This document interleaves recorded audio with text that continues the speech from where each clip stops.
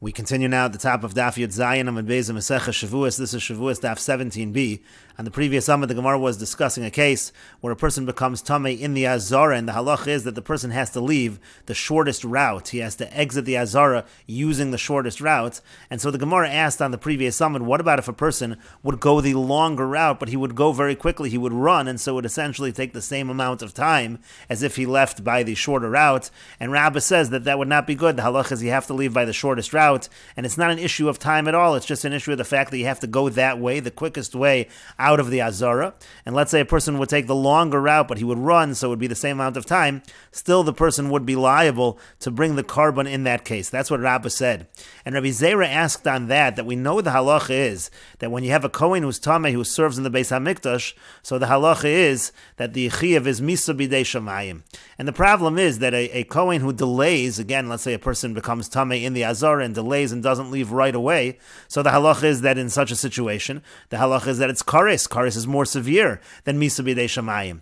And so Rabbi Zera asked Rabbah, if it doesn't go by time, so then how do you ever have a case where the Kohen gets misa bidei shamayim? Because if the Kohen was tamei before he entered the Azara, the punishment is already kares. So that's more severe than misa bidei shamayim. If he became tamei in the Azara, and you're saying that it doesn't go by the amount of time that he leaves, he just has to take the shortest route out. So again, if that is the case, how are you going to come up with a situation where he does the avoda and he's not staying there long enough already to incur the liability of kares? And now, and the Rabbi Zera over here now continues explaining the question as follows: if you say again, it is specifically, it doesn't matter, he can't just run out. So how can you find such a case? Because again, as the Gemara said in the previous summit, if it goes by time, so then it could make sense. Then we could say the Kohen became tamei in the Azara, he did an avoda in the Azara in the Beis HaMikdash, and then he runs out very quickly the short way, so he really wasn't there long enough to incur the punishment of kares, he'll get misa bidei shamayim. But if you say really it has nothing to do with how long the person is there, he just has to immediately take the short route out, so there's no way to hurry and get out quickly, so there's no way that he can do the avoda without incurring the punishment of kares. And Rashi explains, if it simply means again that he stays there the amount of time to bow, he's liable, he simply has to go exit through the shortest route and he can't delay at all. Even let's say he would delay for a moment, do an avoda and run out the short way, but then he would still be liable because of the fact that at the end of the day he did delay in terms of leaving. It's not the amount of time it takes him to exit, it's just the fact that he delayed. So how are you ever going to come up with a case where he's not going to get kares, that he's going to be able to get this misa bidei shamayim? And so the Gemara answers, Amar Abaya. Abaya says, my kosher, what exactly is your difficulty? We actually could come up with a scenario where he does the avoda, and it's going to be a scenario where he doesn't get kares for staying too long in the Azar after becoming tamei. In the following situation, what he does is, he goes out the short way, and on his way out, he has a fork, and he turns over some of the evarim that are on the Mizbeach. It's a very quick avoda. That's enough of an avoda to say that he served in the Beis HaMikdash tamei, but he actually did not stay long enough. He directly went out immediately, so he did not stay long enough to get kares, but he is going to get misa bidei shamayim. And Rashi explains, mashkachas la ba'avoda below shehiyah, he can do the avoda with no delay. Shenitma, he becomes tamei. V'yotza miyad b'ktzara, he immediately exits on the shortest route out. V'derech yitziaso, and on his way, while he's exiting, hayaoches ma'azlik b'yado, he's holding a fork in his hand, v'hikabo b'echad min ha'evarim, and he hits one of the evarim, one of the limbs that are on the mizbeach, shal ha'ma'arocha, that's on the fire on the Mizbeach, by flipping it over, so now whatever was upright is now turned over, and he's helping to consume it on the Mizbeach. And the Gemara continues, Uchid Rav Huna, and this follows Rav Huna, Damar Rav Huna, because Rav Huna says, Zor shahafach betzinura, let's say you have a non-Kohen who turns over with a fork some limbs that are on the Mizbeach, Chayev Misa, it's the same idea, that's considered an avoda. Zor, of course, is not allowed to do an avoda in the Beis HaMikdash, and he's going to be Chayev Misa, that same idea, just proving that that is an avoda. Rashi says, Kid Rav Huna, like Rav Huna says, Diamar Zor shahafach betzinura, again he says a non-Kohen turns over with a fork, the Evarim, avoda, the point is that is an avoda, Shemekarev he's causing it to be consumed faster. So it is possible to do an avoda with no delay, with no staying in the Beis HaMikdash in that state of Tumah. And the Gemara continues, Gufa, returning to what we said above, Amar Rav Huna says, Zor shahafach b'tzinura chayev misa. Again, as we said, if a zar turns over with a fork, then he's chayev misa. If he turns over the ivarim on the mizbeach. And the Gemara wants to clarify this case. Hey chidami, what exactly is the case? Idalo hafach lo miachli. Now, if without turning it over, it's not going to be consumed properly on the mizbeach, so then pshita, then it's obvious. Rav Huna doesn't even need to say it. V'idalo hafach behu nami machli. And if it was going to be consumed anyhow, my kovetz, so then what's he doing? Why is he liable in this case? And the Gemara says, Lo no tzricha, it's necessary to ilo hafach behu miachli betarti shoy. The chiddush is as follows. If he didn't turn it over, it would have been consumed, it would have taken 2 hours to be consumed on the mizbeach. But now it's going to be consumed in 1 hour. And so Rav Huna is teaching us that if he makes the avoda, if he makes it quicker, he makes it closer, that's considered an avoda. Here he's causing it to be consumed faster on the mizbeach, earlier on the mizbeach, so that is considered to be an avoda. That is Rav Huna's chiddush. And we'll read Rashi also chayiv misa, that and again the zor is chayiv misa, misham v'hazor hakarev yumas. That's because of the pasuk. Pasuk says the non-kohen, again doing this avoda in the Beis HaMikdash is yumas, and so that's why we're saying that he is chayiv misa. And the Gemara continues, Amar Raboshia says, Bo'ino de'ima milsa, I want to say something, umistapina mechavrai, but I'm afraid of my colleagues. And what he wants to say is as follows, Hanichnas lebeis hamenuga, if somebody enters into a house that has tzoras, derech achora, but he walks into the house backwards, v'afilu kulo chutz mechotmo, even if his whole body enters into this house that has tzoras except for his nose, tahor, he's going to be pure. That's the halacha that Raboshi is saying that he wants to say. And where do we get this? From Dichsib, because it's written in the pasuk v'haboel abayis, it says the person enters into the house, derech bia asr tahor, it has to be that he enters in the normal fashion. That's the chiddush that Rav Oshia wants to say. However, Rav Oshia continues, "Umistapina mechavrai," but I'm afraid to say this because I think my colleagues will criticize it because they're going to say ihachi. If so, kulo nami. So then, what do you have to say that he entered his entire body except for his nose? Even if he entered fully, if his whole body is in there, but he didn't enter in the normal fashion, that's why I'm afraid to say this halacha because that's going to be their criticism of this halacha. But the Gemara continues, Amar Rava says, kulo, it's not true. Because if his entire body is in the house, lo gara mikelim shebebayis, that's not going to be any worse than the vessels in the house. Because it's written, v'lo yitma kol asher babois, it says that not everything in the house should not become tamei. And you see, therefore, just the fact that they are present in the house makes them tamei, and so that would not be a question, and that's why Rav is defending what Rav Oshia is saying. And Rashi says, chutz mechotmo, except for his nose, shehu boleit lahalad mishar guf. The point is the nose is sticking out beyond the rest of the body, so that's why he entered fully into the house, except for that, mikelim shebebayis. And then he said that we can learn from the vessels in the house. Shahayu bo mitchilaso, those did not enter the house, they're just in the house from the beginning. V'lo karina buhu v'aboel abayis, we don't say that they entered the house. V'afilu achit tameim, nevertheless they're tamei, k'dichsiv, like it's written in the pasuk. Ufinu es abayis, it says you have to clear the house, k'dei shelo titma kol asher babayis, because we don't want everything in the house to become tummy. So you see, if you didn't clear the house, then they would in fact become tummy. And the Gemara continues, Tanya Nami Hach, we have a brisa like this as well. The brisa over here is going to show that when it says you have to enter somewhere, it means you have to enter in the normal fashion. Gagin halolu, these roofs, this is talking about the roofs of the Azara of the Beis HaMikdash.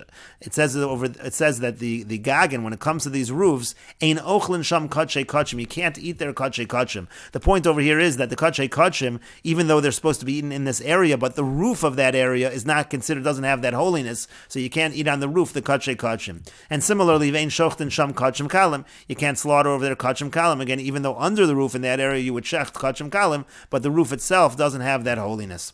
And furthermore, v'tamei shenichnas derech gagin lahechol, if a tamei person enters by way of the roof to the hechol, pater, so he's going to be pater. And it's the same idea. Shenemar, as it says in the pasuk, ve'al hamikdash lo tavo, it says he can't come into the Beis HaMikdash when he's tamei. And again, derech bia asrator, it's because it means to say you have to enter in the normal fashion. If he enters in a way that's not normal to enter in that fashion, so then he's going to be pater, he's going to be exempt. That's why we brought this whole halacha here of bayis hamenuga, of this house with saras, because it's relevant to our case of a tamei person, the case we're discussing of tamei person entering the azara.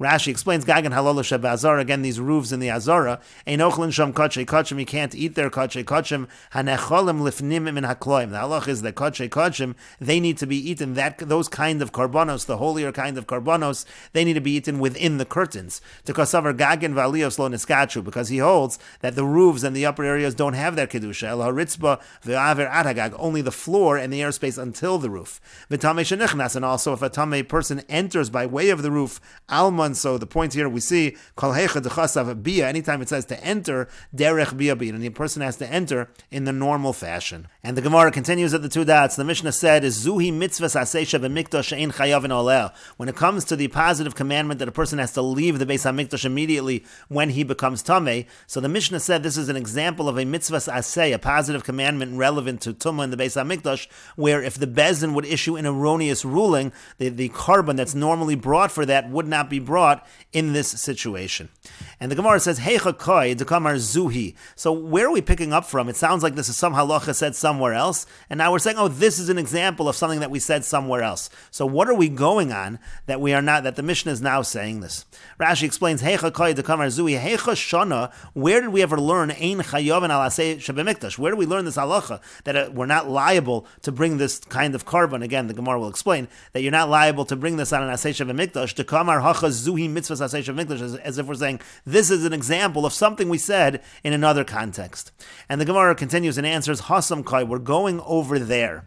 Rashi says, Hasam Kai Meseches Harios. This is going on a Mishnah in Meseches Harios. The Mishnah in Meseches Harios says, Ein chayavin al aseh ve'alos aseh shebemikdash. We are not chayav. Again, the Bezdin, if they issue an erroneous ruling, they're not chayav to bring the typical carbon they would bring for that when it comes to issuing an erroneous ruling by a positive or negative commandment relevant to the Beis HaMikdash. Again, tum in the Beis HaMikdash.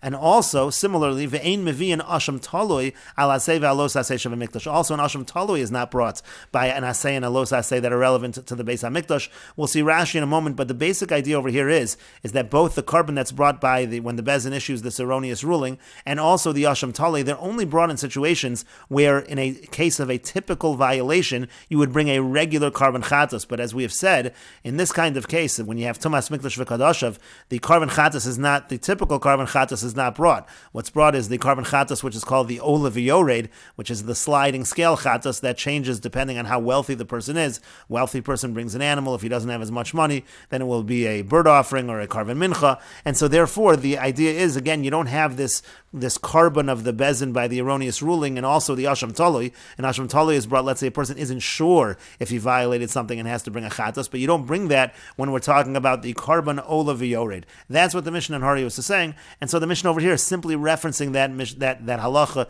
in Harios, saying this is the example. Here you have a mitzvah saseh shebemikdash, the mitzvah saseh to leave the azar when you're tamei, again where there is no carbon brought by the erroneous ruling of the bezin, and also, as the Mishnah says in Harios, there's no asham taloi. And that Mishnah in Harios continues, aval chayavin al aseh ve'al los aseh shebenida, but by an aseh and los aseh with regards to nida, that you would be chayiv by an erroneous ruling. Let's say the bezin issues that erroneous ruling, umevi'in asham taloi al aseh ve'al los aseh shebenida. And similarly, we would bring an asham taloi in a situation of an aseh and los aseh that are relevant by nida. Ve'ka'amar, and so our Mishnah is saying, zuhi mitzvah aseh shebemikdash. This is the example of the positive commandment by the mikdash. Again, in a situation of tumah, she'ein chayav and olah, that there's no chayav. Again, in terms of the bezdin, ve'ezu hi mitzvah aseh shebenida shechayav and olah. And what's the exact case of the positive commandment by nida, where there is a liability for an erroneous ruling by the bezdin? And that's the case that the Mishnah brought. Hayimeshamesh im hatahora. Let's say a person is having relations with a woman that is pure. She's not a nida. V'yamr lo nitzmesi, and then she says to him in the middle, she says, "I've just become tamei. I've just become a nida."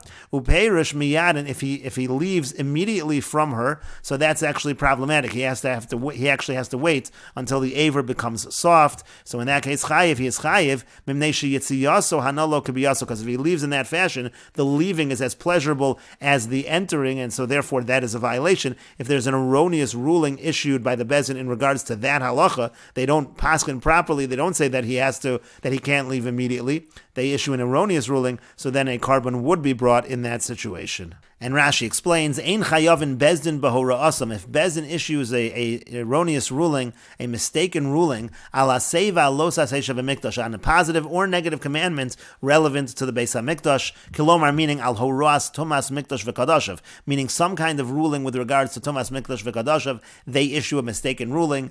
Bein ashu shel aseh, whether it's relevant to a positive commandment, kigon shenitma ba'azara dahainu aseh. For example, if he became tamei in the azara, then there's an aseh that he has to leave immediately. To be a shalchu, he has to be sent out. Bein shusha los aseh, or it could be of the negative commandment, can go nitma b'chutz. There's a los aseh when the person is already tamei outside the mikdash that he can't enter. Diga azharas ela mikdash lo savuot. There's a warning he can't enter. V'hasam mefarish taima, over there that explains the reason why the bezin is not chayiv for the erroneous ruling. De'ein chayavin mishum de'ein mevi'in par b'hora. The reason why they're not chayiv is because you don't bring the bull for the erroneous ruling. Ela al helim davar, only on some lapse of awareness, sheshigagaso chatas kavua, where if it would be a normal sin, through a lapse of awareness, you would bring a chatas kavua, which is a regular normal chatas liyachid for an individual. Avol tumas mikdash, but again, when it comes to tumas mikdash, karban ola v'yored, with there it's not the regular fixed karban chatas, it's the sliding scale karban. Ve'ein mevi'an asham taloi, and similarly, we would not bring an asham taloi for tumas mikdash v'kadashav. Hayechidim, let's say you have individuals, shabali adam safik kares, where they have a situation where they don't know if they violated something, which had they done it on purpose, it would be kares. V'tzrichon hakasav asham tali, the halacha there is that the pasuk says you have to bring an asham tali. Ein mevi'an osa al safik tumas mikdash, you do not bring it by safik tumas mikdash. Same basic idea. Lefisha eino ba el al safik davar shashagag vaday chatas. You only bring it on something where, in the case of shogeg, you bring a vaday chatas kavua, where if the person was certain that they had a shogeg, that's shogeg vaday, then they would bring a chatas kavua, they would bring the fixed chatas. V'hasam yolef lamikray, over there it's all learned from psukim. And shebenida, when it comes to nida, it's a contrast. Now, why are we specifically picking on nida? You can have many cases that are not like tumas mikdash v'kadashav. Rashi says, lahachi nakat nida. The reason why we're selecting nida here is mishum demashkachas la asay dumya denitma ba'azara ba'ones, because we can find a positive command by nida that is similar to the positive commandment by somebody who becomes tamei in the azara ba'ones shu muzar lotze. So there again, there's a warning that the person has to leave the azara. So the same idea over here, there are certain halachas that have to do with how he has to leave from in the middle of his act of bia. So you can have the same case. He's having relations with a woman who is pure, but then she says that I am impure. So again, there are halachas that are relevant to how the person is supposed to leave. And Rashi continues, Mevi and Asham Tali, again, in the case by Nida, an Asham Tali would be brought, that's Hayachidim, that's by individuals. Dein Asham Betzibor the Nefesh Ksebei, the Asham Tali is specifically by individuals, not by the community. V'kamar Hacha b'masnisin, and so therefore our mission is saying over here, Zehu mitzvah saseh sheshnu yahasam. This case over here is the mitzvah saseh that's being mentioned over there in Horios. And the Gemara continues, Itmar, it was stated, Abaya Omar Mishmeid Rabbi Chia Barav. Abaya says in the name of Rabbi Chia Barav, Chayev Shtaim, that actually in this situation, let's say a person is having relations with a Nida, and he separates from the Nida, and he does not wait until the Aver is soft, so then he's actually going to be liable for two violations. Rashi says, V'chayev Shtaim haporish min hanida b'kisha. Again, somebody separates from the Nida, and again, the Aver is still hard, so the person is actually liable twice. V'chein Amar Rava Amar Rav Shmuel Bar Sheva. Similarly, Rava says that Rav Shmuel Bar Sheva says, Amar Rav Huna, that Rav Huna says, Chayev Shtaim. The person is Chayev too. Chada Aknisa v'chada Aprisha. The reason he's Chayev too is one for just starting the act of relations, the entering, and then one for the separating, again, in the way that's a violation, person separating while the Aver is still hard. So that's actually two separate averos that the person has done, and that's why he's liable, that's why he's chayiv shtayim. The Gemara continues, Heve bar Rabba, so Rabba asks on this the following question, some change it to Rava. B'mai, so what exactly is the scenario over here? Ilema samach levest, if you're going to say that it's near her period, so he should have already been concerned that maybe she'd become a nida. So now what exactly is the case? Uveman, so what exactly is the case? Who are we talking about? Ilema b'talmud chacham. If we're talking about, let's say, a talmud chacham, he knows the halachas. So then, b'shlama knisa l'chayiv, I understand that he's chayiv for entering, he's chayiv for starting the act of relations. It can be considered to be like a mistake, which would bring a liability. Because kasavar yecholoni livol, because he thought to himself, I'll be able to have the relations, she's not going to become a nida. He made that mistake, and so he's liable for that. Elo aprisha, but in terms of the separation, that he separated in an improper fashion, amay l'chayiv, why is he chayiv for that a carbon? Mezetu, in that case, is actually doing something on purpose. He's a talmud chacham, he knows the halacha, and he's separating in a way that he's not allowed to do it in that fashion. And so what exactly are we talking about? Rashi explains, Ilema samach levest, if we're talking about the fact that it's near her period, she'eno onas al knisaso, so over there there, it's not an onus. It's not a total accident that he had the active relations. He should have at least considered shamatir b'shas tashmish. Maybe she'll become a need at the time of relations. But it's also not at the level of mezid. It's not at the level of on purpose, because kasavar yecholani level v'lifrosh kodem shatira. He thought, I'm going to be able to have the active relations and separate before she becomes a nida. So essentially, it's in the category of shogeg, and a carbon is brought. And again, the Gemara is now clarifying, if we're talking about Talmud Chacham, that he knows the halacha, that if somebody is having relations with a woman who's pure, and she says to him that I'm now tamei, he knows the halacha that the person, he knows that he has to wait until the aver softens, and we will continue with this discussion in the next video on Daf Yud Ches Amud Aleph.